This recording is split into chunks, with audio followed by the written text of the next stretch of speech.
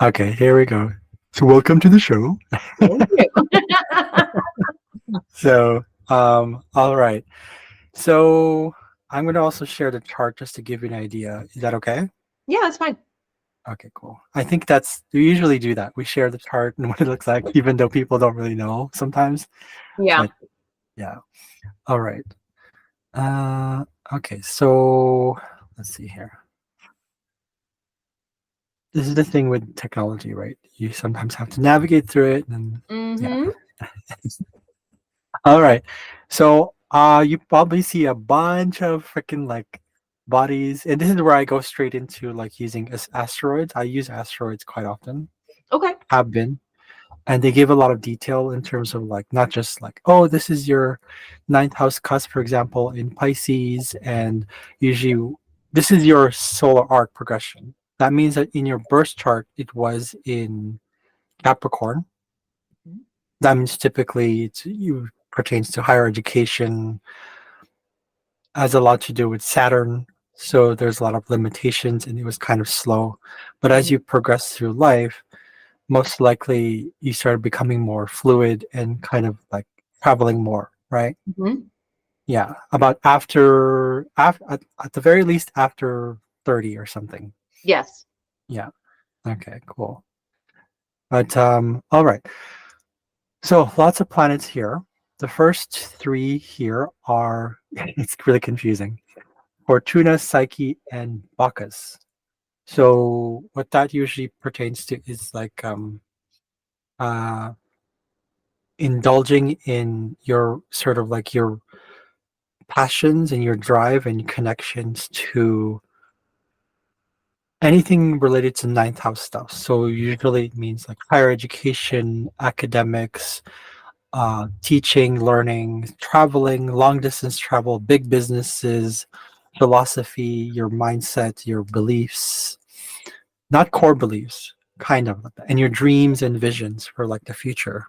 Mm-hmm. Um, and because yes, because it is in most of it is in Pisces, Mm-hmm. it is very rooted in spirituality. A lot of it is connected to all that stuff. Something you probably are going through right now.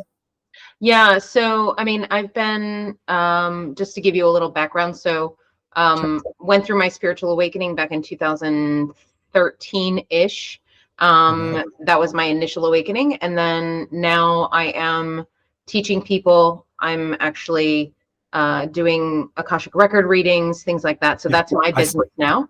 yeah, I saw that in your profile. I was like, oh, okay, cool. Yeah, yeah. Yeah. So that's basically what I'm doing. And so like I think I'm reaching a point now where the business is going to expand at a certain point. I feel like there's been a ramping up of it. And then also as we discussed, like I'm feeling a pull to move, to travel, to, kind of do all sorts of things. And I'm kind of Mhm. like I'm feeling the pull for it, but I feel like it's not exactly the right time yet. And I feel like I don't quite Yeah. know which direction to go. So that's kind of where I'm at.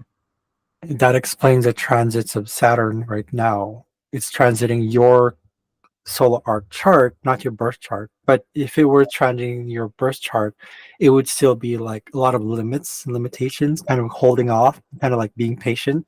Saturn is a teacher, so Mm. he's like, better sit your ass down. I'm gonna put limits and roadblocks in your way. That's the thing, right? So, Yeah.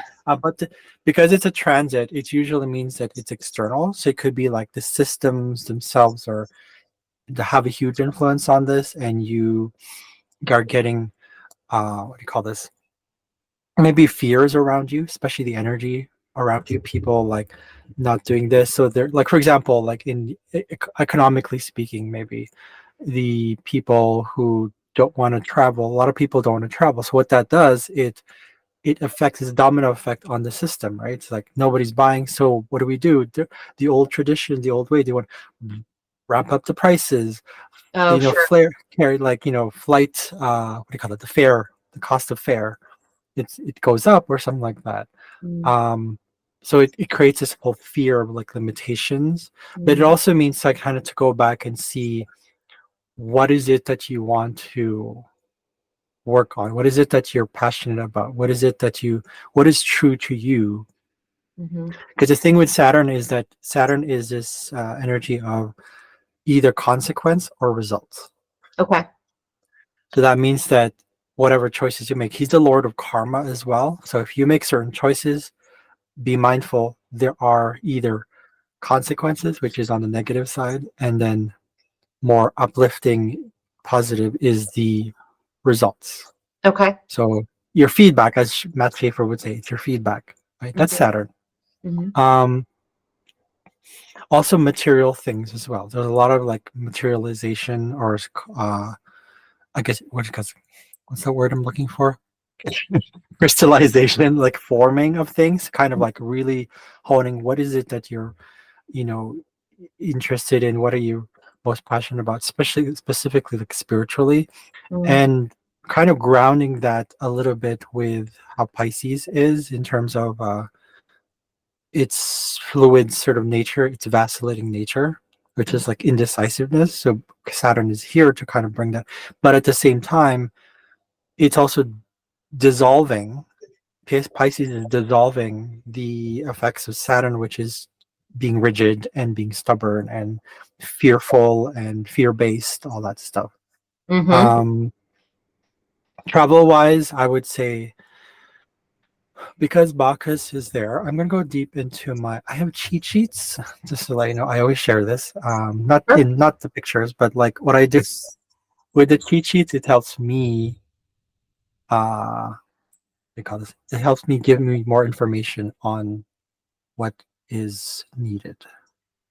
Okay, so Bacchus is also appreciation of the hard work that we put in. He was Dionysus, right? The god of wine. And the reason why he's known for his, the what do you call it? Debauchery. The word botchery, I believe, comes from that. Yeah. And bacchanalias, yeah, is because they're really celebrating all the hard work. It Mm-hmm. kind of it kind of portrays the Taurus energy, which is like Taurus is all about hard work. He's the builder, and Mm-hmm. its shadow is in the sexual side of Scorpio, which Okay. is like to enjoy. Yeah. So this is what happens when I talk a lot. That's okay. No, I'm saying. So it's all about excess or lack. Okay. Bacchus is about excess or lack. It could also be that it has something to do with like it's funny how you mentioned it's traveling thing. You mentioned all those places. I'm like, oh, that's Southern Europe. Mm-hmm. Bacchus is grapes, wine, wineries, fruit farms, orchards. Does kind of very similar things. There's more to it than that. Animals as well, something to do with animals. Oh, branding. He's all about branding and branding, like literally like brands and branding. Like my Okay. brand. I am Annette. Welcome to my channel. This is, yeah. Okay. Um, he's all about polishing as well, growth, and something dark about him as well, because he's about rebirth. He was actually, I think he was torn apart or something like that in the story in the mythology. Mm-hmm. So he was brought back together to reform. It's kind of like the dying. He's kind of a bit like Pluto, where he's like he breaks apart and then comes back in. So it's like so he represents the soil that's on the ground. That's like it needs to die. Like sometimes you can take. You know how they're different. You know there's this difference between dirt and soil, right? Mm-hmm. Yeah, but yeah, literally from I guess from an agriculture perspective, it's like you can actually, or at least permaculturally speaking, if you've heard of permaculture, Mm-hmm. it's revitalization of dead soil Yeah. or dead. Yeah. So he's kind of like that. He's also about field work, of course, farming, reaping and sowing. Mm-hmm. Um, so something like that. But yeah, that ties into what you said earlier. And then we have Psyche, which is she was like the lover of Eros. She Mm-hmm. was like, she was what is it called? She's about soul love. She's fated love, or it could be forced or imposed love. Um, it's usually has a lot to do with hiding from what is true to your heart. Um, Mm-hmm. but it's also about patience. So it's humility or false humility. Okay. So how that ties into your traveling thing, it's I believe there's something to it had, I don't know, maybe it had something to do with the music there. I don't know if you're because Southern Europe. Oh, Mm, food, of course. Food is part of that as well. mhm. Um, the fact that you're drawn to that. Let me look at the my chart here in terms of its. Let's see here. Entomology, myrmecology, painting. I don't know. That's something to do with that. Something very tied to the Pisces energy there. Mhm. Maybe psychiatry. Mm. Are you doing any sort of like that? Anything to do with psyche? So, I mean, basically my sole purpose is to help people redefine the relationship templates, what it means to be connected unconditionally to another person, Mhm, to yourself, mhm. unconditional love, like all of that kind of stuff. So, Yeah. so it does sometimes like go a little bit more into the practical, psychological side of things because obviously we need to work with both spiritual and physical. So it does Mhm, kind of go along with both. So I mhm, do coaching as well as the Akashic records. It's a combination of the two things. So yeah, mhm, mhm, that would mhm, be that would be pretty accurate in terms of what I'm most passionate about and what I'm moving, you know, into expanding essentially. mhm. The thing is that I can do that anywhere in the world. It doesn't matter where I go or, you know, what I do in terms of location. Mhm, So that leaves it completely open. And like you were talking about the indecisiveness, typically in the past I've been pretty decisive. This is probably one of the first times in my life where I've been pretty indecisive, and mhm. that's where I'm kind of like I don't know what to do. And then there's also, as you said, the patience. My guides are like, okay, just be patient, be patient, be patient, and I'm like, okay. Well, yeah, that doesn't. Well, it's surprising because it's like you are naturally patient. Yes. Well, actually, wait. You were actually, hold on, double check. Sorry, this is because your solar arc. I'm like remembering. What's your natal again? Yeah, I'm yeah, looking yeah. at it. Okay, so you're more. Yeah, you're still Taurus, or was it? Ah, yes, that's right. So sorry, I need to go. Yeah, so you're born. That is Taurus, right? Your sun was in Taurus? No. No, I'm Pisces. But my solar sign, you mean? Yeah, like hold on. Yeah, sorry. Anyway, so what yeah, that's interesting. So you're mostly stable throughout your life. Okay. Hmm. I'd have to look back into your natal chart and terms of that. But we're focusing on this one. Yeah, yeah, Whatever yeah. it is that you went through, Go you ahead. said Yeah, because yeah. I don't Fine. it's almost like I don't really know you and I'm like, what is Yeah, this yeah, yeah. again? Yeah, yeah. No, that's fine. Okay. Yeah. So there's also the part here where oops, let's go back here. There's also the part that there's also a bunch of other ones here. Like you have Icarus, you have Adonis. You can't really see it, I know. There's Cyrene. Mm-hmm. Cyrene is literally like siren. Mm-hmm. Like the alluring voices, the ones that are like they draw in people, it's Mm-hmm. magnetism. Um, so with these other placements right here, you have actually Vulcan and talent right here. So hard work. Sometimes you put in all that I don't really know much about Volcano, like Vulcan, the asteroid, but it refers to Vulcan or Hephaestus. Mm-hmm. But all I remember from that energy is that he's all about putting the hard work into things, like really like molding things about molding. That's all I can say about that because I still about have about 20 asteroids and research to work on. Mm-hmm. And I like to go into real detail. But Yeah, sure. um with that, you also have because you have this what you call a stellium right here. Mm-hmm. Um, for those who in my channel who don't know what that is, stellium is like a group of planets, like three or more planets to come together in Okay. conjunction. Yeah, so it's also for my channel. So like no, no, no, Yeah, no. yeah. Okay, so being with Icarus, Siren here are also okay. So first of all, there's Icarus, there's Adonis, Cyrene. Mm-hmm. So those three, Icarus is really about like taking risks. He's the one who flew up to the sun.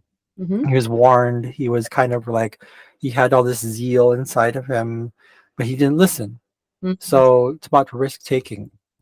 Combining that with Adonis, it's about being kind of balancing that and being discerning, kind of like figuring out, instead of being black and white about things, and kind of like, what is the middle ground, Okay. right? Adonis is all about, it's idealized romantic things, but it could be that Adonis is also applied here, where you had to really process things before it goes overboard, or the opposite, because it's Mm, he's about love turning to grief, or love maybe turning into vengeance. mm, So it's black and white sort of thinking. mhm, um but it's really about romance, but it still ties into this one. mhm, So let me see what I can find here. Black and white belief system, extremism, idealism, dogma, doctrine. That ties in with the ninth house things. uh Semi-soft or semi-sturdy beds. Okay, that's not it. Maybe certain belief systems there, like I don't know if international aid has something to do with this, international relations. mm, I'm not sure if you had that experience there, but at the mm-mm. very least, some sort of like connection, definitely with foreigners, of course, with French people, naturally, but Yeah, yeah. not just French people, but obviously. And then there's Cyrene, which is like the temptations Mm, to get to drown out reality. She's kind of like Neptune. mhm. She's like all about illusions and all that stuff, but she's more about like drawing in. She's what did I put here with Cyrene? Um, oh, it didn't get saved. Okay, but the what I discovered. Oh, here we go. I did find it. So she's like, it's all about being entangled and kind of like either you're stuck or there's a resistance, Mm, right? I haven't finished my research on Cyrene, but I believe this has something to do with um, resistance or release. It has mm, something to do with like the ties that you have, the ties that you make, possibly like love ties or things that people, your own little maybe community, like full of zeal, full of like connections. I don't know. I think you have that there, mhm. or you started to have that. Um, Now, in So terms of like, I yeah, do good. have so I do have the community here in Paris. Hmm. That is actually one of the things that makes me sort of reticent just to like, just leave entirely and just go, right? Like, so, Yeah. if I were to go and move somewhere, I would be starting entirely over. And so that makes me a little reticent. But understanding that it is going to be part of my path and it's a matter of timing. The sort of black and white thinking, the resistance that you were talking about, I Hmm. just went through that the last like 3-4 weeks where I Hmm. was kicking and screaming over letting go of things that I needed to let go of. And so finally I was able to release them. The last 2 days have been like the days that I've finally felt like I'm starting to release that. And I feel more open now to whatever is to come, as opposed to holding on so tightly to previous ideas or beliefs of what I wanted. Hmm. Hmm. So, And as long as you're actually also being present in it, like as you're mm, just like treating it like it's a game or something that's fun, you mm, have Pluto here trying literally most of these planets here. mm. It's trying your Pluto, and this is your solar arc Pluto, which is going to be most likely, yeah, it's probably switched. Okay, yeah, it's in the later degrees of Scorpio. So there's this pull. There's this, it feels like there's this pull towards really being genuine with what your desires are, like in terms of like travel and being in a foreign place, even just big business. This whole thing would have to be, or just your own business itself, right? And it's Pluto's, you have this natural, now this, you feel like you can naturally transform and transmute those energies. That Mhm, makes sense. I don't need to really go into deep into that, but I would say it does come through more like when you're actually enjoying it. It's in the fifth house. Be more mm, childlike as well yeah, about it, yeah. and just like, yeah, just having fun with it. Mm, um but you do have your sun, you do have your sun opposite in opposite Pluto. So sometimes you feel like this sort of like, there's a bit of an indecisiveness when it comes to like integrity and really being honest with yourself. And it kind of, Pluto's getting you to also peel away at that ego Mm-hmm. often, quite often, and Yep. saying like, especially with this placement now in Taurus, it's almost like maybe the stubbornness comes through, but it's like, oh, there's time to be stubborn. Maybe there's time not to be. It's time to also trust and let it's the energy of Scorpio is catharsis. Mm. It's really like really letting go, being powerless, giving into the powerlessness. Mm. And you gain sort of internal wisdom through that. You have maybe it's more externally influenced. Maybe you're coming across people who somehow you kind of wonder, am I learning from that? Is there wisdom? What wisdom am I getting from that? That's Pallas Athena there. So she's conjuncting Pluto right now. She's transiting. So you might come across people who uh, these specific like ideas or wisdom or downloads, or even through people, through situations, through events, those kind of things. Mm. Um, you kind of also, oh, it's interesting. You have the talents. So you naturally have these talents. I didn't mention these ones. Yeah, there's talent here. This is where your talent lies, at least right now, and fortune. The asteroids of talent and fortune here. So that means it's really where you're going to flourish. However, with this trine to your fifth house, um, your sorry, talent as an asteroid, the current real asteroid that's transiting right now, it's in retrograde, so it feels like Mm. maybe talents, you find your skills through the little things that are not really that exposed. It's almost like you have to look at and start to process and appreciate those little skills that you have. And like, okay, this is okay. I didn't realize I had talent in this. That's what it's saying. It's retrograde, so it's not really like a full on like, yay, I'm so good. Yeah, yeah, Uh, yeah. yeah. And then also being tempted, but you're not really being tempted in this case. It's Quirinus in retrograde here. So Mm. that, but at the same time, you are possibly like maybe questioning those, but you go through these stages of temptation of like, should I do this? It's almost like the ego is coming through, and then which one is ego, which one is not ego? Well, Mm. why not work with both, right? Yeah. So yeah, let's see here. You have this actual interesting placement here. You have this, it's like a, what is that called, pentagon, whatever, that thing that's like a, it Like a looks like a sphere. yeah, yeah, Sorry. yeah. Yeah, Like not a what is it? A parallelogram or something like yeah. that. Yeah, I I think see so. what you're Yeah. talking about. Yeah. That one's not really a parallax. This one right here. Oh, okay. So you have, okay. So one thing to watch out for is when it comes to like these indulgences of like, because you believe like, oh, I'm so fortunate, and sometimes it gets to the ego, because that's what usually might happen. You have it right here. You have it sextile to your sun, so it'll feel like you'll get to your ego. It'll be like, especially when you're around people who support that. That's in the 11th house. Mm. Be careful of like the sudden changes that might come through. You have Uranus here. Sudden changes, especially like with anything related to travel, even like sports, recreation, possibly like things that are when you're having fun, Mm. but also your health as well, because Uranus here is conjunct the cusp of the sixth house. So that means that can affect your health if you're not. That's what it is. Where when we're awakening, sometimes we kind of slip back slightly a little bit to like, did I just say that?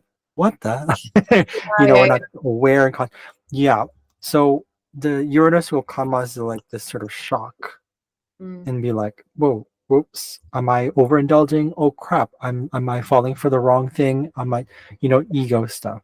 But it Mm. also means that you're going to be encountering a lot of limitations that will feel like um you have to go back to your old past and also past lives, like certain behaviors, which is like to be controlling, dominant, full of pride, and just egotistical, all that stuff, like the negative sort of sides of Leo.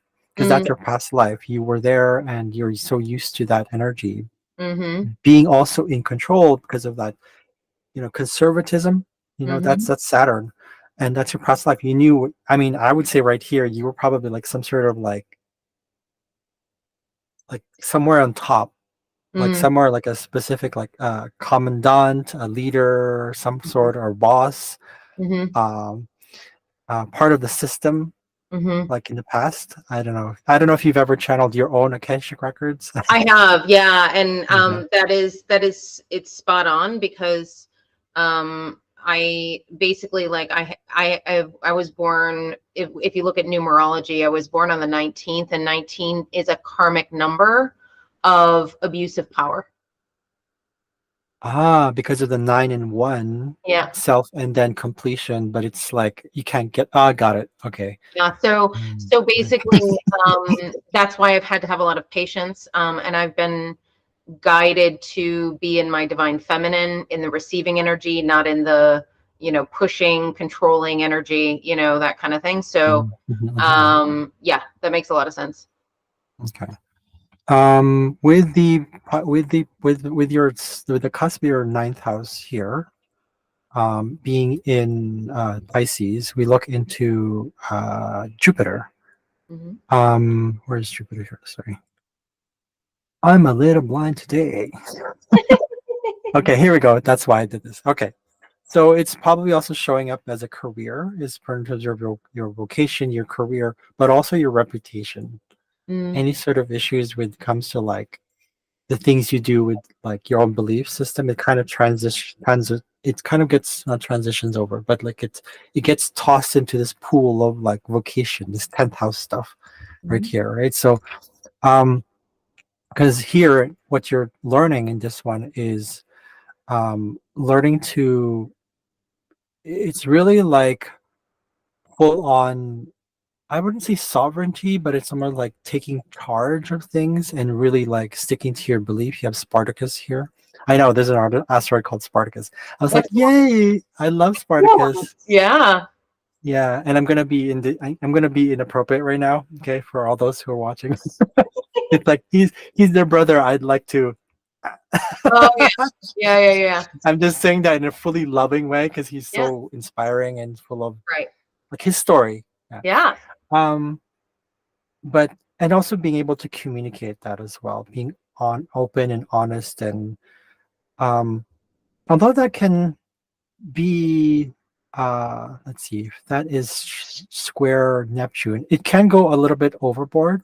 Mm, Let's take a look at Feronia. Feronia was about Feronia was the goddess of uh, like she rules like forest fires, so it's like the transition from like burning to renewals. mm, She was about transformation, but like I feel her energy is more about, it's almost like how to explain this. She's kind of like Pele, where she's like about rage, but it's not that. It's natural processes of things where it's like if things of the old don't work anymore, it's time for a burning. mm, That's Feronia. She was like a Roman goddess. I mhm, just recently did some research on her, and she's like, oh, okay, cool. Um, so it could also represent, hold on, comes to that. Oh, okay. Maybe like learning to balance that way of communication in terms of like, because that's Aries. Aries energy is like a burst of energy, and it's very like it's right there, it's in your face, but then mhm, it goes away. mm, I think it's all about balancing, like its shadow, which is in Libra. It's all about balancing how to express that fiery energy where it's tempered, but at the same time, is that right? Tempered, whatever. It's balanced. It's controlled. It's not manipulated. Well, it could be, um, but also inspired because it is a fire sign, so it's about intuition. mm. Uh, I'm gonna go back into Amphitrite here. Amphitrite is the equivalent of Amphitrite is Salacia, which was she was the wife of Jupiter, Okay. or Amphitrite was the wife of uh, Neptune. I'm Mm, forgetting the name. So no, not Jupiter. Sorry, uh, Poseidon. So Greek Roman. It's Anyways, yep. yeah. So let's see here. Yeah, so she's about finding your own freedom, finding your own like choice whether you want to connect to something or not, whether you want to be part of it. She's basically freedom to marry or be single. Mm. She's about that whole like she was pursued by Poseidon, but she's almost like Artemis. She's like, why are you chasing me? Like, no, I'm gonna run away. I'm gonna run away. Mm. But she was very much like the one. She it was her territory. This part of the seas is her territory. But here comes Poseidon, and it's like, what are you doing in my kingdom? Like, Mm. get out of it. Just because you're a man doesn't. It's very. There's a shadow to it for sure, right? Mm. But it's also about messages. So Amphitrite is about messages, guidance, Mm. mysteries as well. She's a little bit different than Poseidon or Neptune, which is like illusions and all that stuff, because he was more about the pleasure. Amphitrite is more like, okay, I'm gonna work around these illusions, the mists that I'm seeing. I know she's kind of like the she's you know how in a heterosexual relationship it's like usually the woman tends to be the silent voice Mm. behind the man's decisions. Yeah. It's kind of like that's exactly what she's doing. She's like saying, be real, kind of like know what you want and find your own sovereignty. Then we Mm. also have Dejanira here. um she's about imposed or toxic love or marriages. How this ties in with your 10th house is maybe sort of like blind devotion to a specific like career path. Mm. I'm not saying that's what you're doing. Okay, I'm just saying Mm. that's I'm just seeing what I'm reading. Mhm. um that's Sethos. Hold on, let me double check here.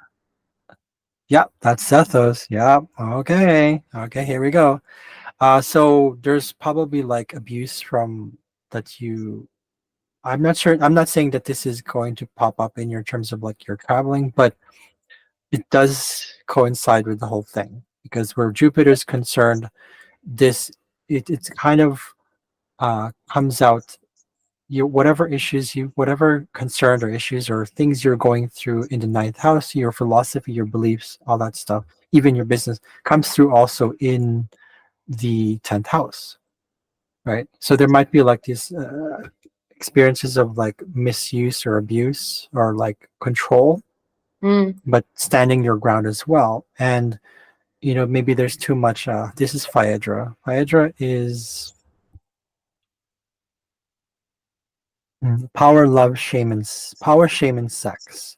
So it ties in with Sethos. Sethos was manipulation and control and jealousy because he Mhm. was very like um controlling. He also tried to seduce his nephew, Mm. and he dismembered his brother.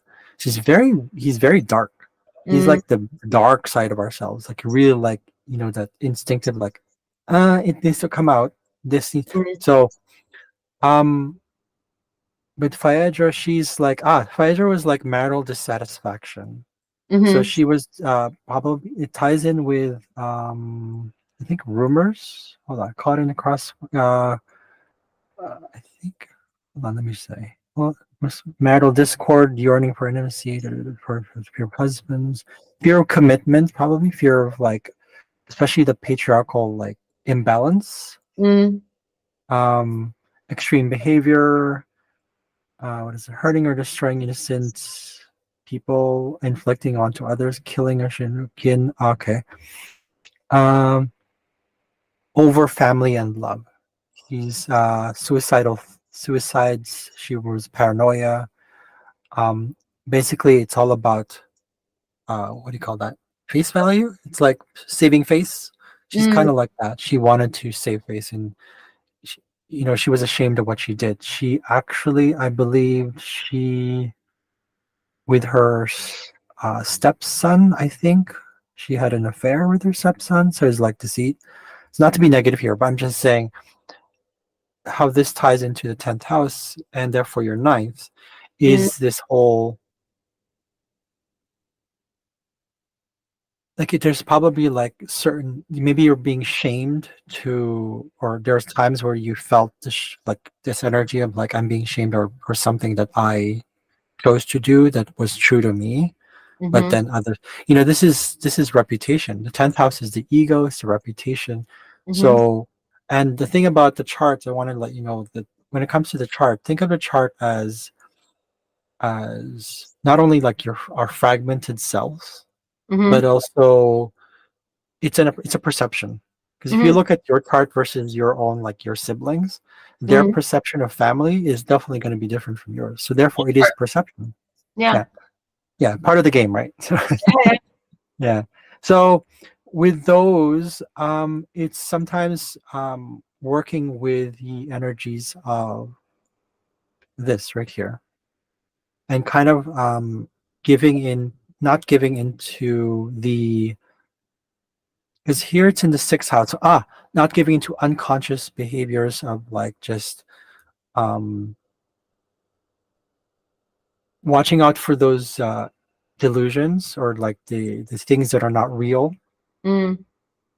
So, and especially when it's unconscious, right? Mm-hmm. Um, it's funny how Desdemona is right here. Desdemona is the asteroid of. She was the one who was in. What was the story? It was like. It's actually quite more recent than the mythology. She was the one who got misunderstood. That she was like devoted. She was quite devoted to the love to her to eat.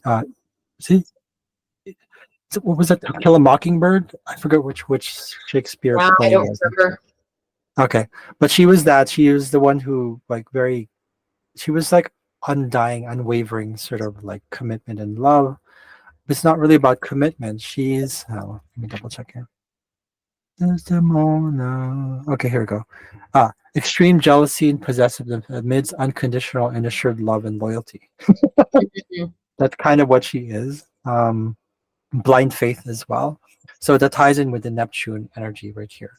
Mhm. Calliope was the muse of singing, Mhm. and language, Mhm. like eloquence, poetry, um, arts, like anything to do with the voice. Okay. Mm, um, but I'm looking at the 6th house here and thinking about like more like the body itself. So let me see. Neptune here. I'm gonna go with Neptune first. Neptune here rules like the feet, the nervous system. So I don't know if you're experiencing sort of like unnerving, like this energies of like when people put pressure on you, or there's like, or you feel that others are putting pressure on you, but you have to stand your ground and be like, I want to be, independent. This is very, Aries energy. Yeah, one of the things that has been really trying me living here in Paris is there's an overall energy of um, everybody's very quick and very annoyed all the time. So it's like, Oh, so it's like every time I try to, communicate in French, I feel like either I'm misunderstood or that, people yeah. are trying to hurry me along because they want to go and do whatever they're going to do. And so, over 5 years of this has literally shot my nervous system to the point where I don't want to deal with anything. And Yeah. I'm just kind of like, I'm kind of done with having to fight for everything, having to, make myself understood, like all of those things. So it's like, even, when I went down to the south of France briefly, like people were so much more chill there. And I was like, oh, I can feel relaxed to speak and do the things that I need to do. So it's like, I've been feeling very like, I can't explain it any other way other than like, how you have a baseline of anxiety regarding life, and then, sometimes it's at zero. Living here, my baseline is probably at 30. And so basically, I can't, like, I'm already at capacity almost. And so when I do have to deal with something that's challenging, it makes it that much harder because I'm already at a heightened state. Yeah. Yeah. So the whole question I had about where to relocate, what to do, is also about wanting a place that's supportive of my energy, so I feel calm and supported in the place where I live. So then that way, when challenging things do arise, it's easier to handle because I'm not going to already be in a state of, anxiousness or heightened nervous system, as you're saying, right? Yeah, yeah.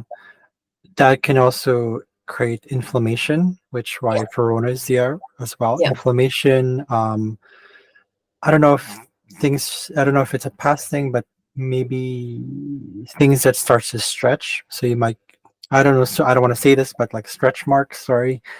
No, no, no, Uh, it's fine. So like so I have in the last 6 months been diagnosed with a thyroid issue. I've had severe inflammation in my body. So yeah, I mean, yeah. Yeah, that's right there. So, but yeah, so it's all about balancing that energy. That's the thing. It keeps you awake, right? Every time we come across a square aspect in astrology, it's like for me, I want to work with that. It's Mm. the most helpful. It's the one that keeps us conscious. Mm-hmm. Um, I think it's really about the difference here with the energy of Aries and Capricorn. It's really about it's that steel, right? Tempered steel.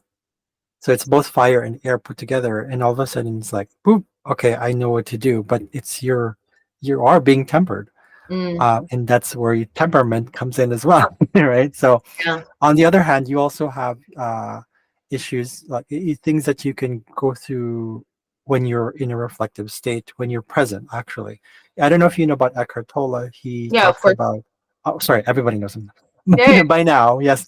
Um, he talks about even when you're doing something, because I can see right away sometimes, like I know you have this client at 7:30, right? And then I was like thinking, I sense this energy of like there's a part of you that gets influenced a little bit. There's like, oh no. So there's you kind of in ways, it was kind of like this little thing that came through, and I was like, oh, I sense it. It's like, but I don't think one of the keys there is even when you're rushing, Mm. um, it's you're not focusing on the outcome of that energy. You're focusing on the streamline energy of like, okay, there's this rushing thing and enjoying the run. Mm.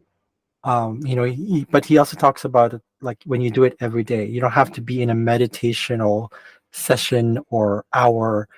Meditation can come through in every single thing you're doing. Yeah. Yeah, that's why sometimes I'm like, I don't want to talk that fast, but Yeah. sometimes I do. So what I do is I have fun with it and just like, okay. Yeah. Yeah. Um, And you're right about that because I do have, like, if I am rushed in any way, I I prefer not to be. Like, so I will mhm. put extra cushion of time in between things to make sure that I am not rushed, you know? Yeah, And that goes with literally everything in my life. yeah, like right now. So that's Yeah. why. Yeah, that's why I'll let you get ready. So we end off with Clydia here Well, no, and I mean, we Pandora. still, by the way, we still have time. Like, I mean, there's still an Is it hour okay? until my client. So yeah. Okay, sure. Okay. Yeah, yeah. I mean, So yeah. I'm not in a rush at the moment, so you're fine. Oh, okay, okay, okay, okay.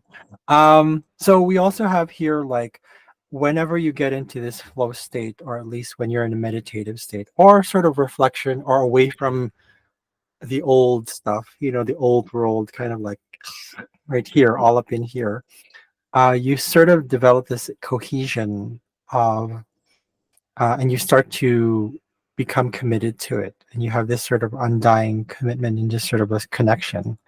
It's like a cohesion within for your, like specifically with your emotions. You Mm. become more in touch with it, and hmm, I know we know about Pandora. That's Pando is Pandora. Hmm. What is she again? Okay, and really letting yourself be curious in the moment, and um, believing in that abundance, right? So it's literally like Pandora is kind of like there's she's she has really two sides. She's pretty much like Pisces, Mm. um, but her opposite isn't like the Virgo energy. Her opposite is more like another curious sign, which would be something like Gemini, where she's just like, oh, okay, well, I'm just gonna play with this. She's the one that opens the can of worms, right? Mm, So um blind acceptance. But in this case for you, I think it's necessary to go through that when you're in a meditative state. The only mhm, thing is, though, in this case is in order to understand and be connected with your emotions, and like that's Varuna, he's cohesion and bridging the connection between you and what you need to go through, mhm, your experiences and your perception of it, and being present in it. It's going to come through when you are actually just playing with it. However, that does, that does kind of challenge you in terms of, like, if you bring that through with, like, the unconscious, like, structures. This is the 10th house, right? Especially when there's heightened energy. Aries is ruled by Mars, and right here the midheaven is literally like on Aries itself, and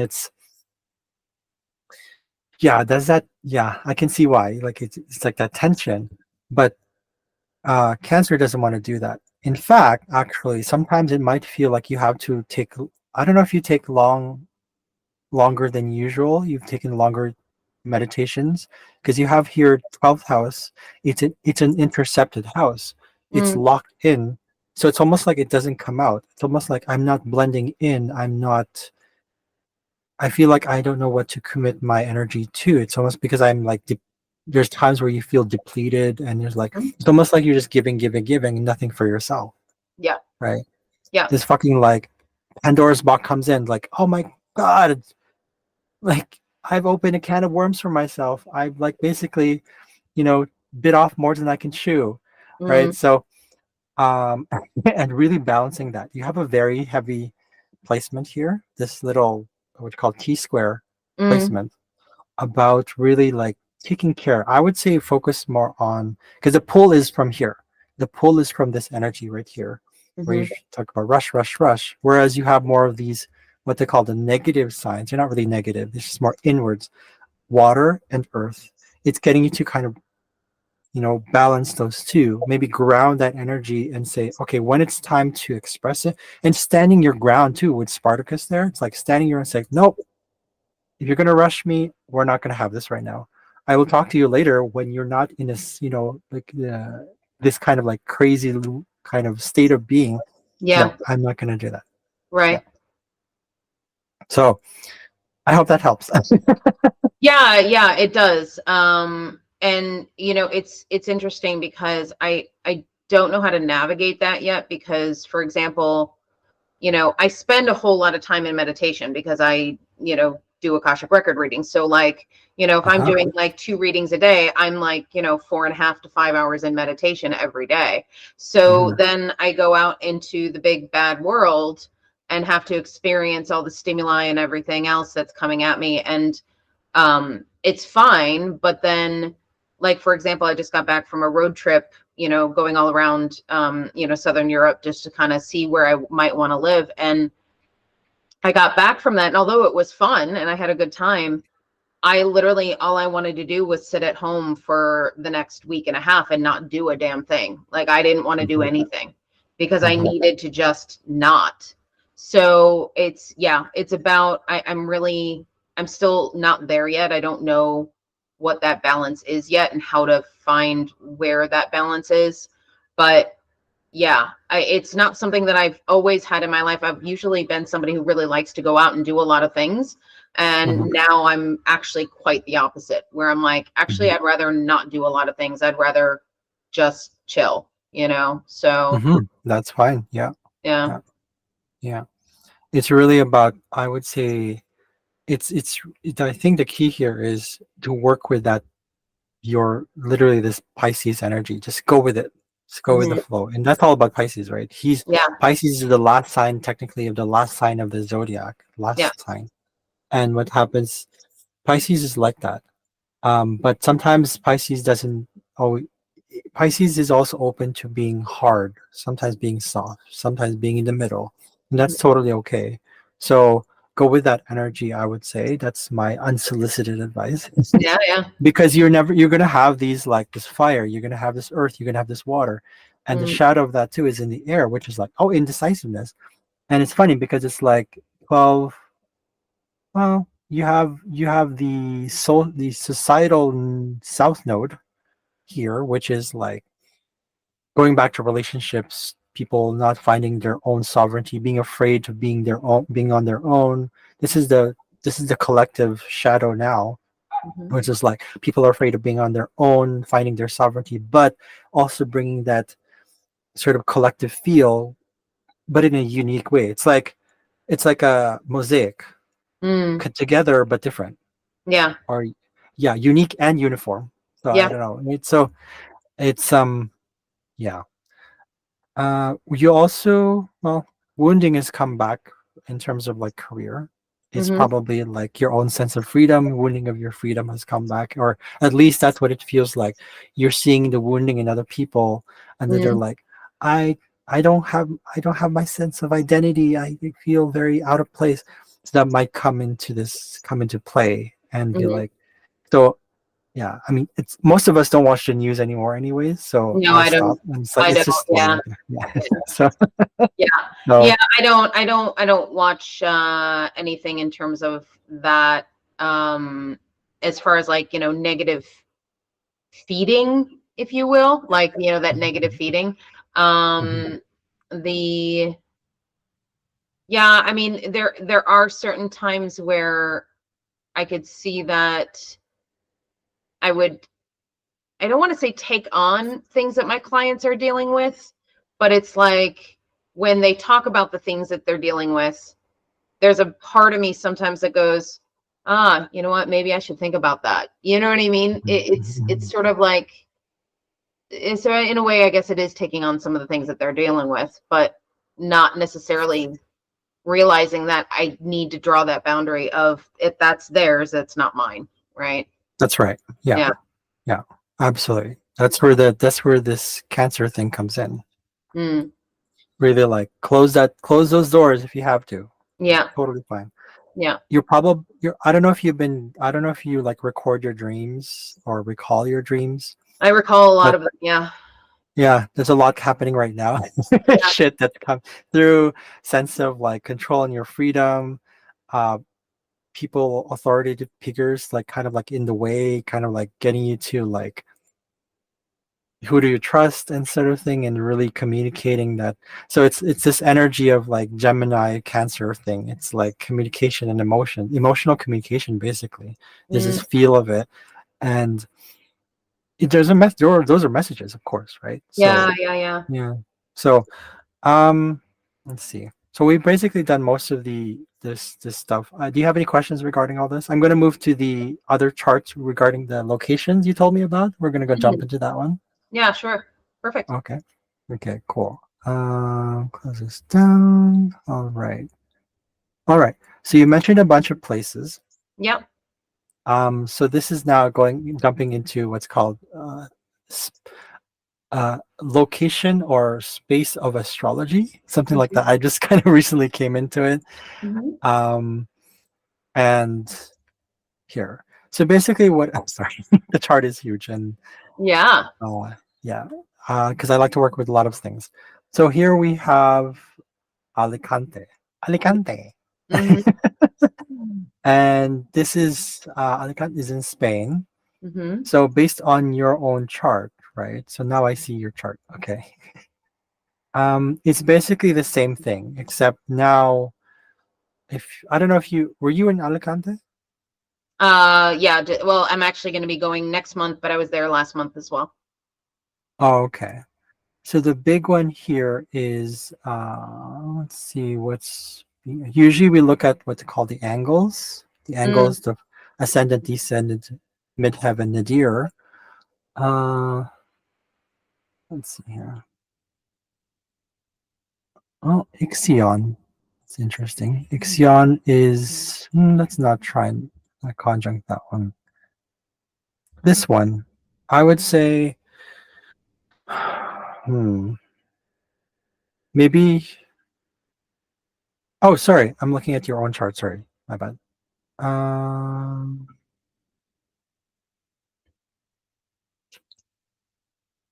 Mars is not, that's about 6 degrees orb right here. Hmm, Did you feel a sense of like, did it also kind of feel a little bit rushed? Was there kind of a frantic energy in Alicante? I feel like there might have been a little bit because you have Mm, Mars there. no, Oh, not really? Okay. I no. feel, Like it feels so when I'm there.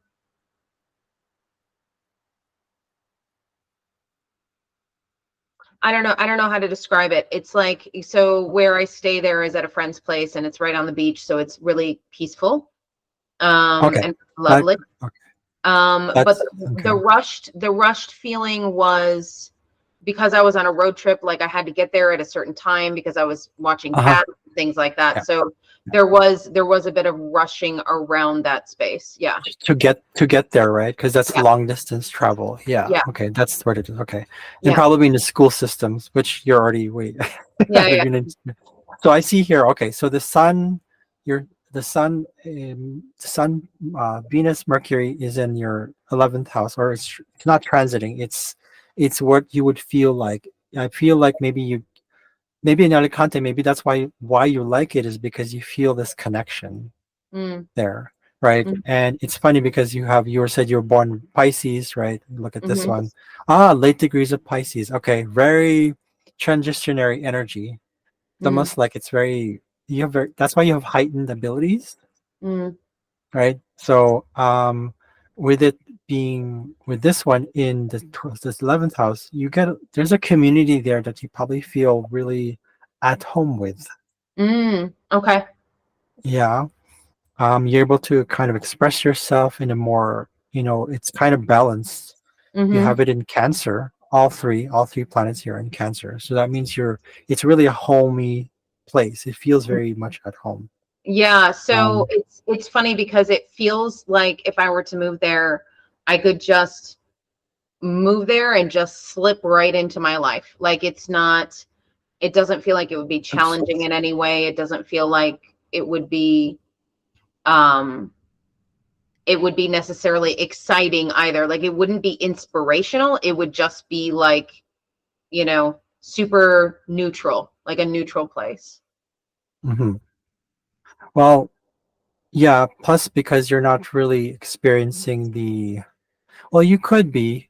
You have like these retrograde planets from your own birth chart, Okay. which means that it's almost like, yeah, you might not necessarily need to feel this flow of life there where you have to fulfill your you know bliss because you have Ixion fullest there, so certain decisions you make is not necessarily like crazy, but it does happen inside where you have to sometimes maybe question your relationships there, Mm, where it's like, are they in flow, or are we in flow together? Like that's core. He's about flow. He's the flow, the rhythm of life. Fullest is about decisions, making mm, decisions, like last minute unforeseen consequences.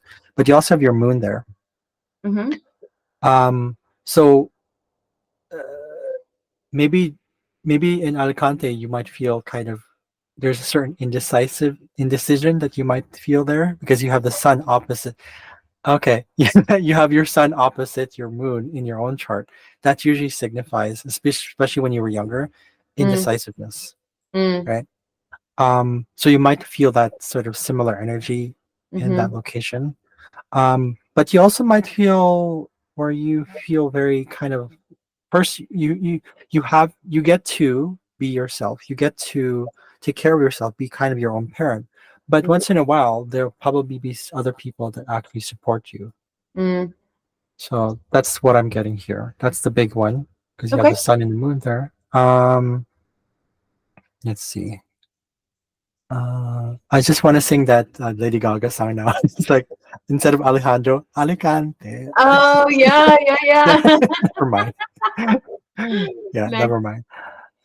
So Carnon Plage would be similar. You have a similar energy in that city. Okay. So I'm not really gonna really go there. If you have questions, particularly like an area of where, like those places, Hmm. we can go through that. But I want to kind of run through the places, see what we get. When I Yeah. draw up the charts, I'm not actually looking at the chart itself. I like to be surprised. That's Okay. my thing. Yeah, yeah, yeah. So the one thing that I was curious about in Carnan Plage would be community. Like, would I be able to find good support and spiritual community there? It would. I would say yes. Um, oh, sorry, your series was in retrograde. So okay, not you. You have to eventually. Yes, you might get along, but you also have to balance it with being like kind of taking charge of your own choices, especially when it comes to like enjoying things. You Mm-hmm. kind of are left to kind of fend for yourself, so to speak. You have this moon in Capricorn there, which Mm-hmm. means that it's not going to be too emotionally up and down sort of feel. It's going to be more grounded, Mm-hmm. but it's also not going to feel like you're not completely at home there. Like there might be, but it's really about balancing all that energy because you have all this. Just like with Alicante, you have this opposition right here, right Mm-hmm. between these three and these energies right here. You literally have these energies there. But it's like it's. I think it's a matter of balancing what you want and really. I learned this from Teal Swan. She said she's talking about validation. You have to validate and what do you call it? Honor your needs, your basic needs. I think that's what it's sort of saying here. Where you have to honor your needs, and if you can't do it with the community to have fun with them, lead with Mm-hmm. that. But it might take a while because it is a Capricorn Cancer energy. It's not frantic like the Aries Libra sort of like a dichotomy, like that split. Mm-hmm. It's this energy. It's more inwards. So I would say go with the pace of people who are flowing with your energy. Mm-hmm. Most likely, who are actually can help you at an emotional level, but also give you some sort of independence. Yeah, Yeah, perfect. that's for those two cities. Um, with what's the city again? Sorry, Palermo. It's slightly different, a little bit different. Um, the moon and the sun are not in the fifth house, so that means a lot of like mm, reputation, like family reputation, might come into play a little bit, Mm-hmm. where people might even I don't know, they might ask you because I feel like it's like it's right here in the 10th house. Not that they would ask you, but it's a reputation thing. There's a feeling that it's like I have to kind of, it's a bit more obligation to not the community, but more like a little bit to those who are in charge. Mm-hmm. So that's why I said they might ask you because you have your moon here, right? It's not actually in the fifth house; it's in the fourth, but it's in conjuncting the cusp of the fifth house. Mm-hmm. So family stuff might come through, history about that as well, your heritage, possibly. Right? Let's see. And Yeah. curiosity regarding all of the cities and the locations that we're looking at, is this for this particular period of time, or is this overall? Overall, Overall. based on it works with the energy of what you were born with, your Okay. chart, right? So, Perfect. and that's what you're going to bring there, but it just shifts in terms of where it sort of like comes out. So Okay. whatever you were experiencing in your birth chart, like through the definitions or the symbols of the birth chart, it's going to adjust itself to that place. Okay. So um, in Malaga, I think that's this. Is that no? That's natal chart. Sorry, where is it? I saw it here somewhere. There it is. You got it. Uh, Actually, it's basically slightly the same. Because they're all located in a kind of a similar area of the world. Yeah. What happens is they're going to all carry that energy. There's a slight Okay. difference with the Palermo. Yeah. I think Palermo is further east, right? Mm. So it has a bit of that slightly different energy. Yeah. Let's see a slight difference. Okay. Well, you have Sedna in your House of Career. It's conjunct MC. So let's see if it's retrograde. Nope. So that means that it's you might either learn from old things in terms of like the career path there, like things that you might bring back from the past. It's kind of like you're starting anew in a way. But there might be sort of like you might come into question things that might come into question for you is like where's my own, it ties in back to the Aries thing. It's like where's my own sovereignty, where's my own sense of freedom, Mm-hmm. because Sedna in the mythology, she was tempted by this foreigner who basically was a crow, and kind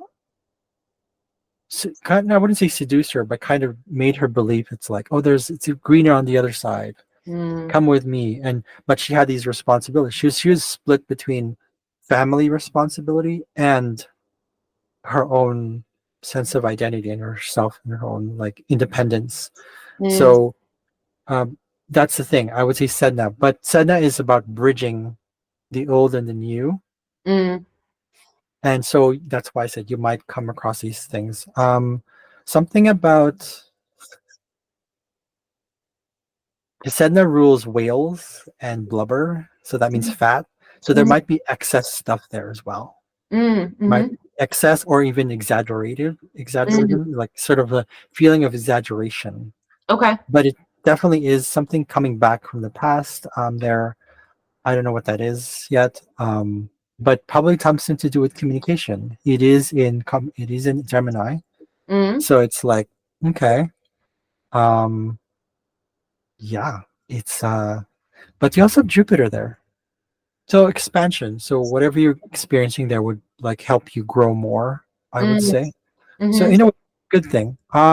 Let's see if the other ones actually had that too. No, it's a little far off. Go this one with Carnon Plage. Sometimes I don't like that little sound. Oh, I know. It's hard. Sometimes, Yeah. yeah. Um, Saturn, sorry, Uranus is not conjunct your MC. So unless it is, I can't really tell. Sometimes with the outer planets, they have a shorter orb. I don't know if you know this term, like orb in astrology. Mm. It's just the distance between one thing to the other, Yeah. one planet. So here we would usually go for a shorter orb, but 6 degrees, probably. So there Mm. might be unexpected changes in Carlon Plage. You might experience like unexpected, like, I don't know, maybe electrical issues. Yeah, I don't know, maybe something to do with like an innovative sort of like different type of work or career, Mm. along with the whole like bringing back the past and expansion and Mm-hmm. learning to balance things. And because it's in Taurus, something to do with like anything to do with pleasant things, farming, beauty, um, anything to do with very Taurus energy, right? Like Okay. pleasure as well as their shopping, money. Mm. Okay, money is freedom. Yeah. It could be, but you're more looking towards communication when it comes to like the other places, like sorry, Alicante. No, the other one. Sorry, Palermo. Yeah, Mm-hmm. Palermo is a little bit more closer to Gemini, Mm-hmm. but it's still in Taurus, so it's a bit more like you're learning. You probably might learn a little bit more hands-on, but still learning Mm-hmm. in Palermo. I don't know Mm-hmm. if you've ever experienced that energy there. Like usually when it comes to a place, we look at the AC. Mm. But that's not where the AC is it? No, it is. Yeah, that's right. They It ties that's the ascendant. Yeah. ascendant. Yeah, Yeah. that's right. But because this is what you call a relocation chart. It's Mm-hmm. basically ties in with what you have, but it's really just the planets that move. Mm. I would say the main appearance of how it looks like in these cities, a lot of them have Orcus Junior there. So you're probably going to experience, oh, okay, not with this city, not this city. Okay, so this is Alicante. No. Um, yeah, so Canon Plage, I would say, and also Palermo. Was there a third one? Malaga? No, these two. The one in France and Italy. Mm-hmm. You probably experience more like real connections, I would say, like or at least when it comes to commitments to things, especially like it could be marriage, it could be relationship, it could be work, could Mm-hmm. be career. There's honesty there, Okay. a lot of different like integrity. So sorry, right here. So these two cities, Palermo and Cannon Plage, because you Okay. have Orcus Juno there. Um, yeah, that's what I can say about that. Okay, questions? So in your experience of doing these sort of relocation charts, Mhm. um, in the grand scheme of things, in terms of how favorable it would be to relocate to a particular place. Like, of all of the places that I gave you, where do they sort of fall in terms of favorability for what we've been discussing? It depends on what your heart is looking for, what you really are connecting with, because then we go into the house of that location. Right. When it comes to what's called astrocartography, like what you see here, Mm-hmm. we basically look at the main points of your life, your identity, yourself, Mm-hmm. your inner self, your sort of sense of worth, your core beliefs, Mm-hmm. um, and your relationships and how you connect with people. Also, Mm-hmm. shadows related to that one, and your Mm-hmm. reputation, ego, career, your Mm-hmm. direction towards in that location. So it's all very kind of like, we would probably say superficial, but that's what it is. Mm-hmm. But the one that stood out to me was the other two cities, the one Palermo and And Tarnan Plush. Darnan Plage. Yeah. Mm-hmm. Yeah. So yeah, because that's more of like there's highlighted careers there, like Mm-hmm. it's something to do with that. But there is all of them. You know what they share in common? This right here, your Mm-hmm. community, your sense of community there would be not too hype, not too like out there, but not too like closed in either. There's a Mm-hmm. sense of balance there as well. Good. Yeah. Yeah, so I would Yeah. say you're choosing right, but Palermo in Italy and Carnon Plage are the ones that seem it might help you. You might get more of that energy through your whatever career choice or path you go into there, or even if you bring what you have to that place, to Yeah. those two places. So Yeah, and that's the thing is that I'm not too concerned about career path in terms of what I'm doing. Like I know that I'm meant to do what I'm doing. It's just a matter of that expansion.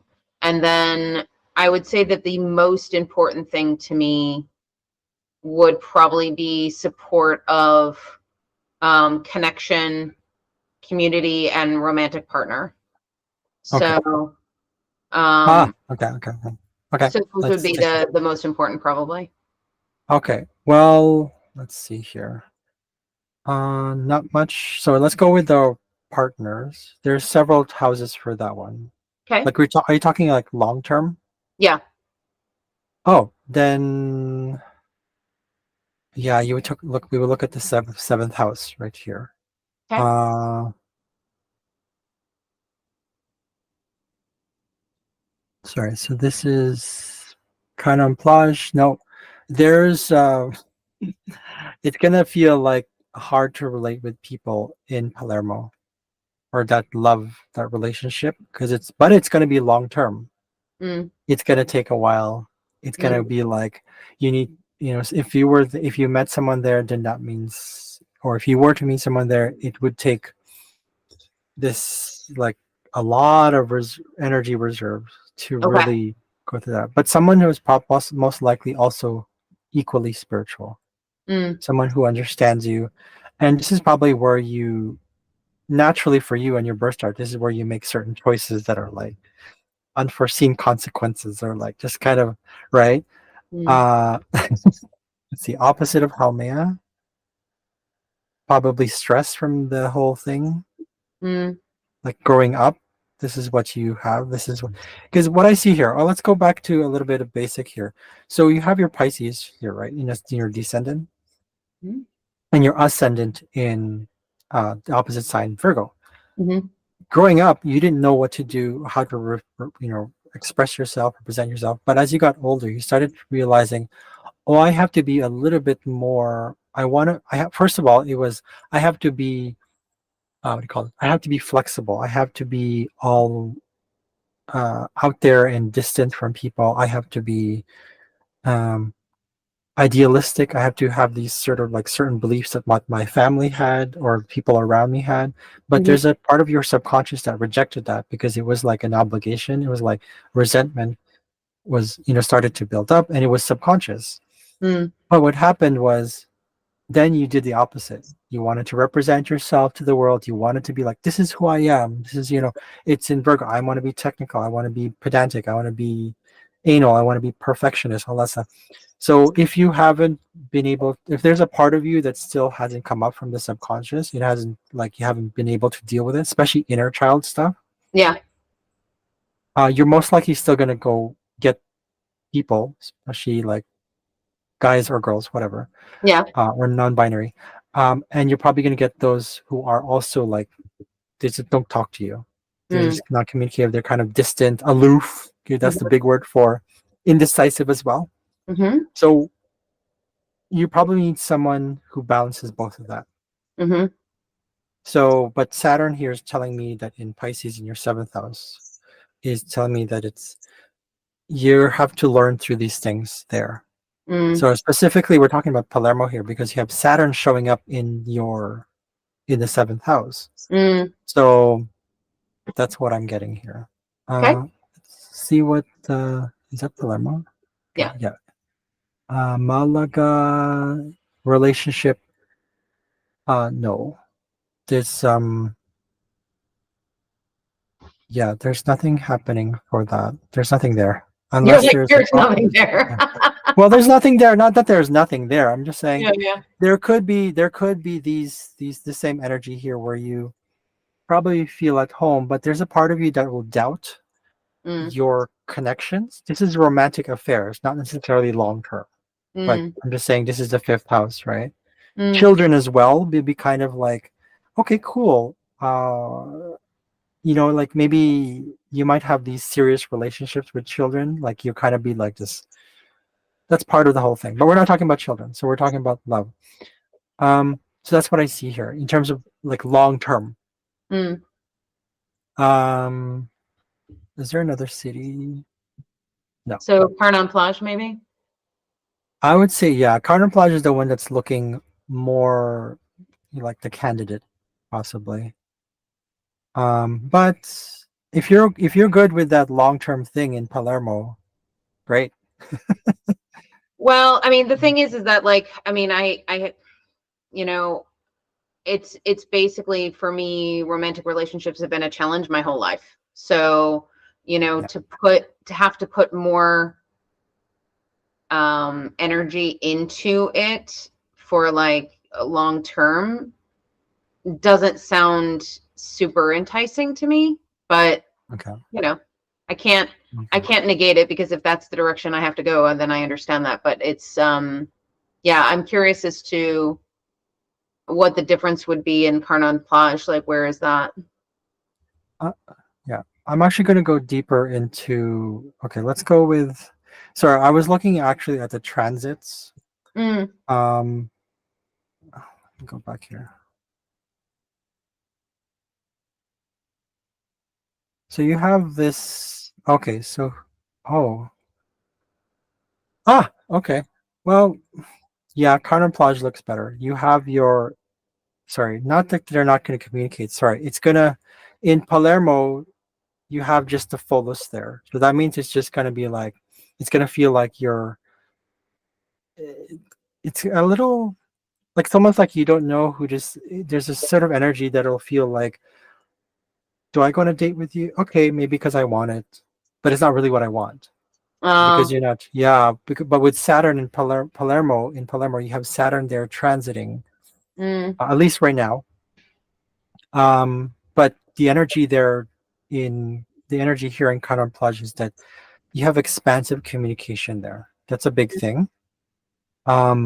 Even though you might make certain choices that have unforeseen consequence, or like the choices you make in the relationship that are like, okay, I'll just make it. I'm gonna trust it. I'm gonna just go with it. But with the Mercury Jupiter there, it's like this. Oh, you'll probably talk to someone there, Mm, and it's gonna be like expansive. So it's almost like Palermo was a good one, but it's the Saturn there. So yeah, Cardon Plage is what I'm seeing here. okay. Uh, let me see what this one has. This is Malaga, I think. Oh, Malaga also has that. Oh, okay, interesting. But you might also feel like, yeah, okay, yeah, committed relationship here, committed like nurturing, but Mm, it kind of be on and off. Yeah, but it'd be a little different. It'd be weird. You have Aquarius here. it would be weird.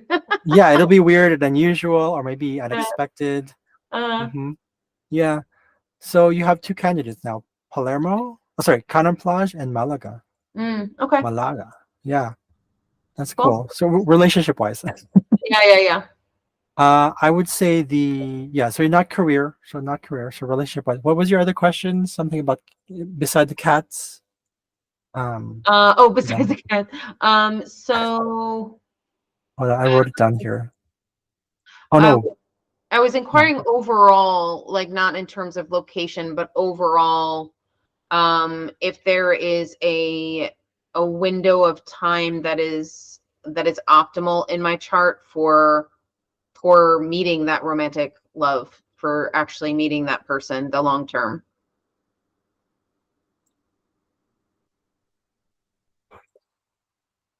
So you want to know when? Okay, like when Well, you'll not meet someone. necessarily when, but I know that with astrology, like there are certain, like certain times when things are like optimal, right? When the Ah, energies are okay, really supportive, right? got it. So, Okay, so just kind of looking at my chart as it is now, like, is it in a supportive energy for that? Is it not? Like, got it. Okay, so then we have to look into your natal chart and look at the transits that's happening now, or but you have to give me a date. That's where astrology requires well, dates, we can use right? today. It's fine. Okay, I mean, okay, we'll go with that, and I'm going to use the other planets that I've used, the ones that well, it's okay, just the ones that I use. Okay, I'm going to share the screen here just for the sake of recording. Here we go. Da da da da. Okay, so here we go. Let's see. We're going to look at seventh house. Okay. That's why you're also asking that. Your North Node is in Aries. It's in the seventh house. You're meant to work through relationships anyways. Okay, got it. Okay, but traveling. Okay, that's why you're traveling a lot. Okay. You're meant to be in languages. We got to talk more when it comes to languages. I love languages. oh, awesome. Um, what do you call this? But you have your moon there. Right now it's only transiting. This is a transit. So the moon will be gone in a few days. Okay. But I would say, you know what? I'm going to change it to a solar arc instead. I know I did a solar arc before. I Yeah. showed you that one. But what we're going to do is this one right here with transit, because these are the opportunities to take now. Okay. So Neptune, Pluto. Okay, so Pluto is transiting. Uh, your North Node now feels most likely that you have to embrace the changes in relationships and weird ones as well, unusual, unexpected, but full of like, it's more about relationships with the greater community. So you might feel like this pull towards uh, someone within the community, Mm, you know. I mm-hmm. don't know if you'll meet someone there, but let's take a look at Juno. Where is Juno? Okay, so Juno is transiting. Actually, let's look at this. Okay, Juno. Ah, okay. Juno conjunct. Okay, it's a real. It's you're questioning that. You're questioning that. Um, I would say probably in a few years, when Juno hits. Sorry, I'm changing the screen here. I'm gonna do something else here. Okay. Come on. Okay. What I'm gonna do is I'm gonna see when Juno goes into your ninth house, or at Okay. least hold on. But this is okay. You know what? Yeah, I don't know when Juno, because this is tricky with solar arc. Solar arc is just, it's a kind of like a symbolic movement of the planets. It's not really movements. Okay. I'm gonna go 2030. I'm gonna jump 5 years ahead.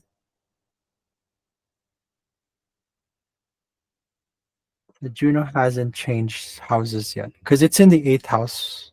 Okay. Um, And what does that sorry, mean? I'm jumping. Juno in the eighth house means that you're questioning. There's a lot of processing you have to go through in transformation regarding marriage, Mm. actual marriage. Mm-hmm. That's Juno. So it's quite a while. Like we're talking of like in terms of like if Juno were in the ninth. Oh, right, it's already in the ninth house. Sorry, my bad. Let's go. Sometimes I misread things. Sorry. So 2024. Let's go back to 30 here. Sorry, it was in your ninth house now. Okay, so it is in your ninth house. So not your. Here we have. This is a relocation. Sorry, the relocation chart I showed you. That's just for the place. It is in your ninth house. Actually, let's go into this year. So you're technically right where you need to be. Like in terms of like marriage, it is in your foreign. It's someone who's, yeah, someone foreign. Mm-hmm. Do you feel that sometimes? Did you get, is that why you're asking sometimes? Do you feel like you get these images and Yeah. downloads? Yeah. No? Okay. Like I Got it. mean, like I know that whoever this person is sort of divinely guided, given Yep. especially given my soul purpose. So and obviously there was a reason why I was guided to move to France. So prior to moving to France, I was in Chicago for 24 years. So like Okay. I was pretty stable and stuck there, right? And then I just completely changed my entire life and moved here. So yeah. So there's a reason for it, clearly. Okay. So with the placement of here of Juno here, it's actually Juno, these three right here. Mm-hmm. You have you actually have the moon. Yeah, the need to nest. You feel like you need to nest in a foreign land. Mm, Um, but also connected to career. mm-hmm. Neptune here is feeling like it's giving you that sort of like wishfulness, that sort of hope Mm, that feels like and but it's a transit, so that means that maybe people, I don't know if you've ever encountered this yet, but like people who are, or people who are uh, kind of trying to persuade you or kind of lure you in. It's very tempting. It's very sort of mm. magic, fantastic. Sort of feel. Watch out for that, and kind of Okay. be discerning, like who's who's being real with you, Okay. right? Um, but you also have your North Node now in, or just North Node, the societal North Node is in your 10th house. So there could be affecting that as well. So maybe that's probably why you're not getting these sort of these people that in your life that are like romantic, because they're mostly focusing on themselves. Mm, mm-hmm. Yeah. So I think be okay with that. Yeah. I'm gonna, yeah, I'm sure you I'm sure you are. Well, I'm gonna and go back. so that's the whole thing is that like I've gotten to a place now where I'm okay with excuse me, being on my own, but then also wanting that partnership, and knowing that I'm not going to have just any partnership. It has to be somebody who's energetically aligned. So, I'm not willing to necessarily be with somebody who's not energetically aligned just to be in a relationship. So Absolutely. that's not my issue. Yeah. Yeah. That's the key. Right. Yeah. So now we have two places that might be ideal for you. I did look up some other places here. You mentioned a bunch of other cities too. Mm. This one I didn't do a relocation chart on them. I just kind of looked at. I saw asteroids for them, so that means it'll tell me. So Malaga is a place where you might encounter uh, things with health Mm. of the relationship itself, like maybe um, something to do with the legs. Maybe you feel like you need to run after the relationship. I'm not really sure what that means. Yeah. No, that's Um, yeah. So don't run after the relationship. yeah, yeah, yeah.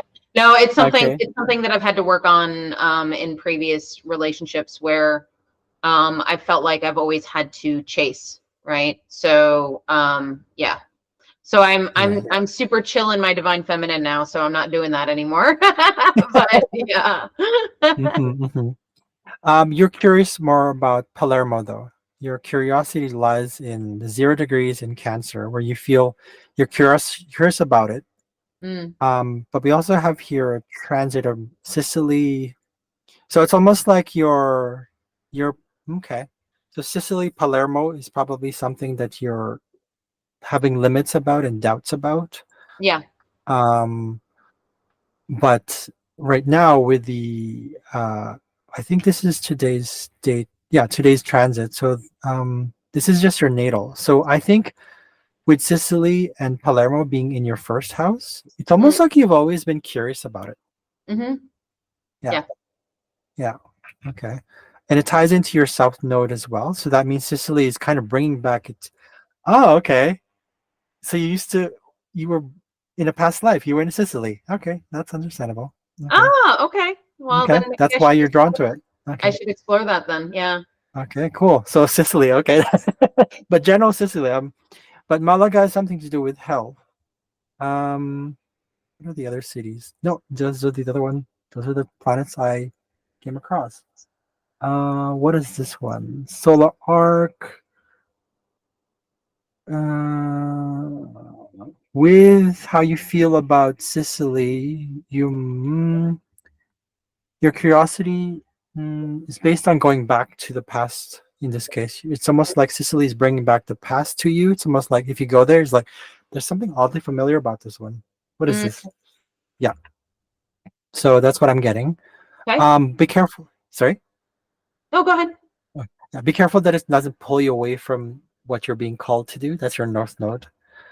Um, what else is there? This one is needle transits. What is this one?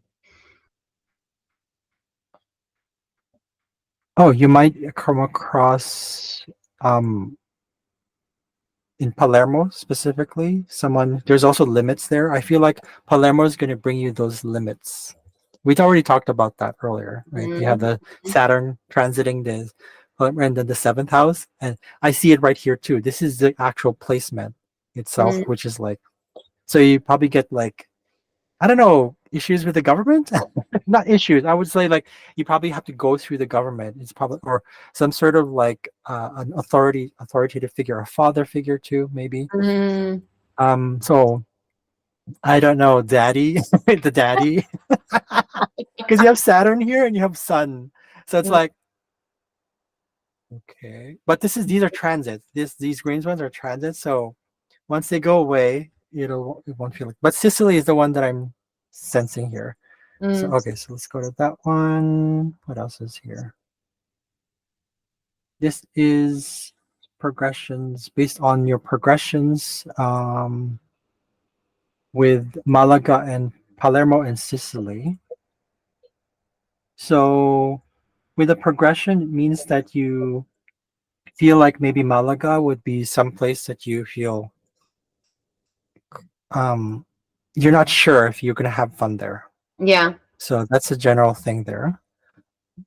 But generally that's what it is. That's what you're experiencing. But the transit shows me here that there's something in your life that is bringing you something like maybe a money making interest Mm, from somehow connected to Malaga. okay. I don't know what that is, but it's in the second house. So it's like it's transiting the second house. I'm like money connections, like All right. maybe even like sense of self-worth. I don't know. Maybe in Malaga you might find your sense of worth there because it might Mm, make you either even though it feels uncertain. mm-hmm. I don't know. You can always I would say test out the waters. Yeah, yeah. Yeah. Yeah. Let's see here. What else do we have? So that's that plus astral arc and transit. Yeah, you probably feel that. So earlier, I think I saw Sedna here. I'm not sure, but Mm-hmm. Varuna is starting to make more sense. Your connection to Sicily. I don't know. There's something about connection to your past in Sicily. It's Mm, showing me here. mm-hmm. So yeah, mind you that when it comes to solar arcs, because of how the movement of the sun moves 1 degree every year, eventually after 30 years, your feeling towards those certain places will start to go. It'll be different. That's Oh, the way solar arcs feel. that's super interesting. Because I never thought about it that way because basically, I think in my 20s, I fell in love with two places in my whole life. It was Chicago and Paris. And so I Mm. lived in Chicago. Now I'm living in Paris. I just turned 50. And basically, I'm like, yeah, I'm done with both those places. Now I don't know where to go. So I mean, that makes a lot of sense. Okay. Cool. Here's where we have an orary chart, by the way. So thank you for sharing that. I was listening to you. Sorry. Yeah, yeah, yeah. No, thanks. Sometimes I'm going to like go straight into the work. Yeah, yeah, yeah. No, this No, is fun for me. so what chart is this? The orary chart, which is Oh, going to right, tell right, right. me, Yeah. it's going to give me a yes or no, sort Okay. of. I Yeah. hope. We'll see what we get. Yeah. Take it with a grain of salt. Sure, sure. Granted, great, whatever.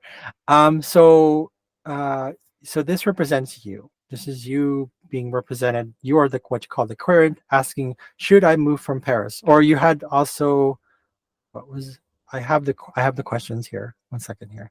Should I move from Paris? When will I? We can actually technically answer those questions, not the what. We answer the questions like yes or no, when. So your questions were I when. think that was when will I move from Paris, I think was the question. Yeah. Yeah, but I chose one chart for the whole thing Oh, because perfect. you're basically asking the same thing. Like not the same thing, but it's in one day, it's one Yeah. time. So your question was what was this? When will I move from Paris? Okay, so we have here so you're the querent and the question is moving. So that means because it's a different country, we look into the ninth house, which is Taurus. So we look into Venus here. So we see a connection here. We see a square right there. I'm seeing it right there. The Mm-hmm. answer is no.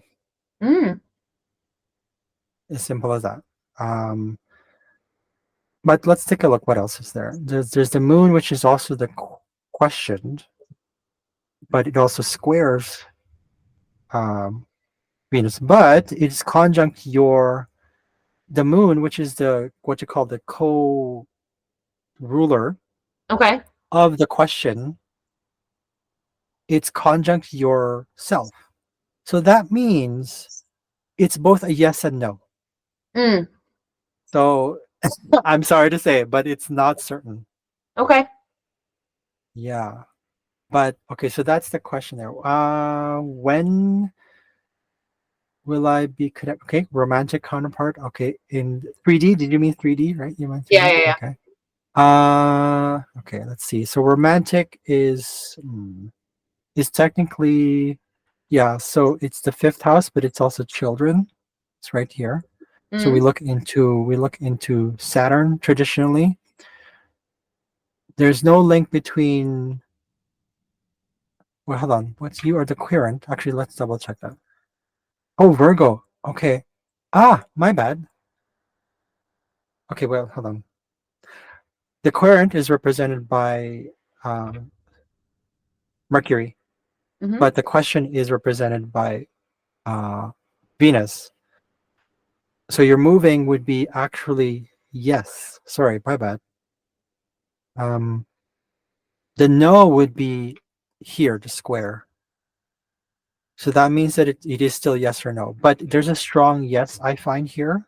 Mm-hmm. But in terms of like when, that wasn't the question though. You said when. Mm. Uh let's see.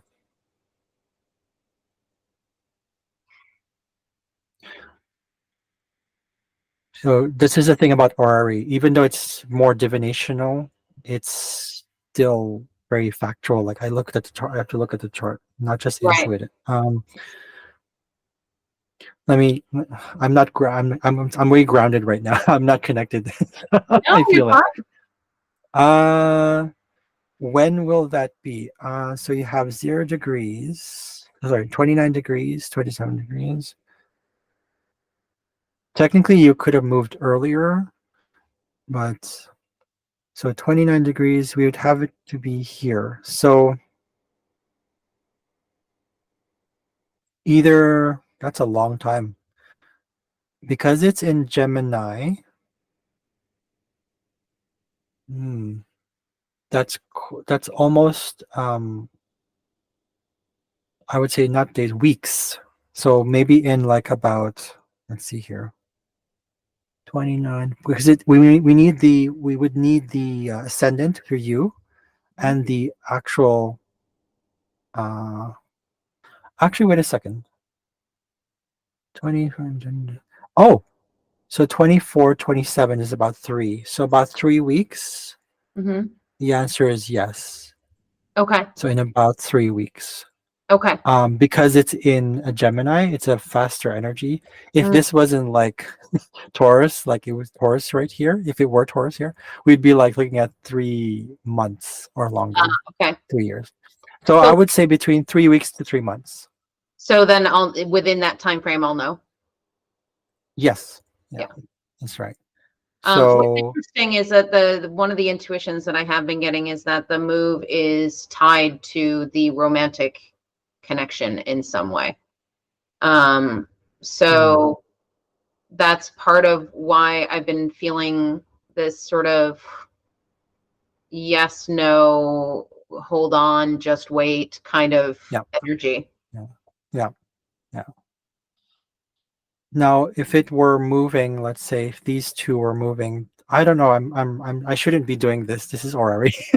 But if let's say if they were, if this is in like the 29 to 20 around this area right here, we would be like yes, Yeah, okay, got it. like absolute yes. There wouldn't even be a square. There wouldn't be any no's at all. It's an absolute yes. But Mm-hmm. that's not going to happen until like maybe let's say I would say between 30 weeks and 30 months. We're Mm-hmm. talking like a huge jump right here. Yeah, yeah, Right. yeah. So similar to that, when you said when is it my timeline to purchase a house or apartment, it would probably be 3 weeks to 3 months. Mm-hmm. So yeah, I wasn't gonna say days because it's not in a cardinal sign. A cardinal sign makes it like fast, Yeah, yeah, yeah. but yeah. Let's see here. Same thing with the cat. I probably feel like sorry about your cat, by the way. Thank you. Condolences. I'm sure he or she they're here. I don't Yeah, know if you've ever connected with them. I have. Yeah, I've You connected have? Okay, with cool. him many times actually since he's passed. Okay, And I think he is kind of waiting for me to get settled wherever I'm going to get settled. So, that's yeah, right. yeah, Okay, cool. yeah. So yeah, so that's basically the one that I'm getting. But because the moon is also about the question, uh, it's a square to you, right? So this is you represented by, oh, sorry, this is you. Sorry, it's a Mercury. It's a Mhm. square to the moon. So that means that, yeah, it is a yes or no. But yeah, 3 weeks to 3 months Mhm. approximately, I would say. Okay. So And that's yeah. that kind of tracks with the fact that so my visa comes up for renewal in the end of August, and so usually I probably won't even have the card until September, October. So I can't even really leave or make plans until after my There you visa go. is approved, so that makes sense. There you go. There you go. Perfect. You had just one question. You said anything I need for the business.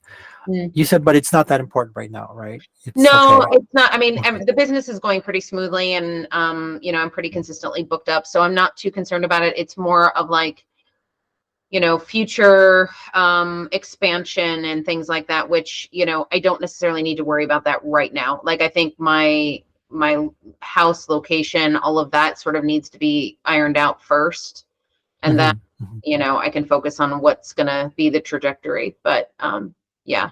So Do you do you also work with stones? I see a amulet there. Is that a yeah, stone? yeah, it is. It's Merlinite. Oh, I have Merlinite right here. Oh, fun. Awesome.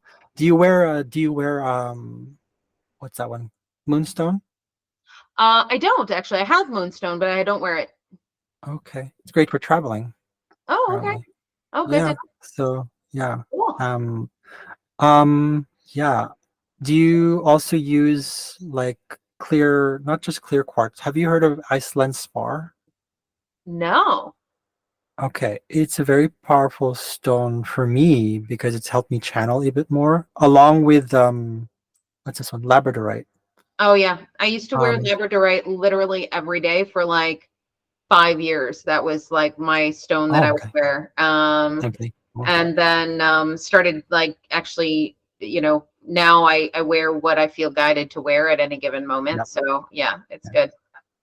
I feel like my channeling abilities are still growing. Mm, I have taken like a course in mediumship. I don't know if you know about Suzanne Giesman. I don't know. She teaches people to access their mediumship abilities, Mm, which is like just above psychic. Well, yeah, not yeah, above. It's the same energy field, but it's like wider, right? yeah, So yeah. yeah. But Oh, it's helped me. It's helped me. But the reason I'm sharing the Iceland spar and all that stuff is because it's like maybe some stones might have helped me kind of become more, give me a bit more answer. I don't know. For me, that's my thing. I feel yeah. like I'm not. I have to consult. I consult the charts. Even I do my own horary too. So like, should Mm, I do this? When will I mhm. do this? Yeah. Yeah, So it's interesting because yeah, I mean, I do channeling, I do, the Akashic records, I do all of that stuff for my clients, but then when it comes to doing that work for myself, I do find it is harder to do for yourself than it is for others. But that's just, I think that's par for the course, because you're trying to navigate the ego versus the mind versus what's going on. When you're doing it for other people, it's so much more clear, like crystal clear. So yeah. yeah, yeah. All right. Well, thank you Okay. so much for your time, and thank you so much for your energy and everything. It was great. Thank you. And Yeah, no problem. If you have any more questions, let me know. I'm more than willing to just like experiment on these things. I know I'm not really charging yet, but I feel like that's more of like, I don't know. I don't feel like I shouldn't. Yeah, it's a long story. We can talk about that we'll another we'll time. But chat about it, definitely. yeah, and also the language stuff and Oh, maybe the sure. cat stuff as well. Sure. Absolutely. Okay. All Awesome. I right. hope that helped. But It if you have did. any questions, let me know. And I'll post a video on Okay. my YouTube and then I'll Great. send it to you just in case. All Yeah. right. Sounds good. Awesome. Okay. Thank you so I'll see much. you later. Bye. Thanks, Annette. Have a good day. Bye. Thanks. Bye.